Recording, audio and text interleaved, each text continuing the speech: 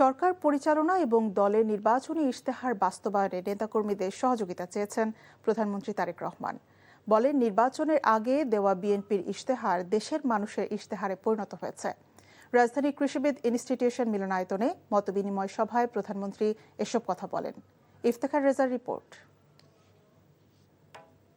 সরকার গঠনের পর প্রথমবারের মতো সারা দেশের সাংগঠনিক নেতাদের সঙ্গে মতবিনিময় সভায় বসলেন বিএনপির চেয়ারম্যান ও প্রধানমন্ত্রী তারেক রহমান। বিএনপির সহযোগী সংগঠন যুবদল, স্বেচ্ছাসেবক দল ও ছাত্র দলের জেলা ও মহানগর ইউনিটের শীর্ষ দুই নেতা অংশ নেন। মতবিনিময় সভায় প্রধানমন্ত্রী তারেক রহমান বলেন, সরকার গঠনের পর দলের এবারের যুদ্ধ হলো জনসাধারণের কাছে করা প্রতিজ্ঞাগুলোর বাস্তবায়ন।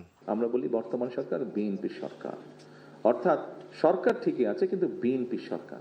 সেজন্য বিএনপি যদি সহযোগিতা না করে অনেক ক্ষেত্রেই সরকার সফল হতে পারবে না।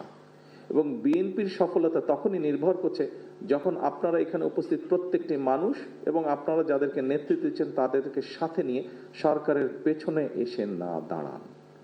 তা এর বাইরেই হলে আমরা সরকারকে কাঙ্ক্ষিত লক্ষ্যে নিয়ে যেতে পারবো না। ফ্যাসিস্ট সরকারের আমলে বিএনপি নেতাকর্মীরা নির্যাতিত এবং গুম খুনের শিকার হচ্ছিল। তখন বিএনপি চেয়েছিল দেশে এমন একটি পরিবেশ তৈরি হোক যেখানে তর্ক বিতর্ক থাকবে, কিন্তু কথা বলার সুযোগ বন্ধ হবে না। নির্বাচনের আগের দিন পর্যন্ত এই ম্যানিফেস্টোটি ছিল বাংলাদেশ জাতীয়তাবাদী দলের ম্যানিফেস্টো। নির্বাচন হয়ে যাওয়ার পরে এবং ফলাফল বের হবার পরে আমরা বিশেষ করে সরকার গঠন করার পরে ম্যানিফেস্টোটি আমাদের সরকারের তথা বাংলাদেশের জনগণের ম্যানিফেস্টোতে পরিণত হয়েছে। দলের মহাসচিব, স্থায়ী কমিটির সদস্য এবং মন্ত্রী প্রতিমন্ত্রীরা দিনব্যাপী মতবিনিময় সভায় অংশ নেন।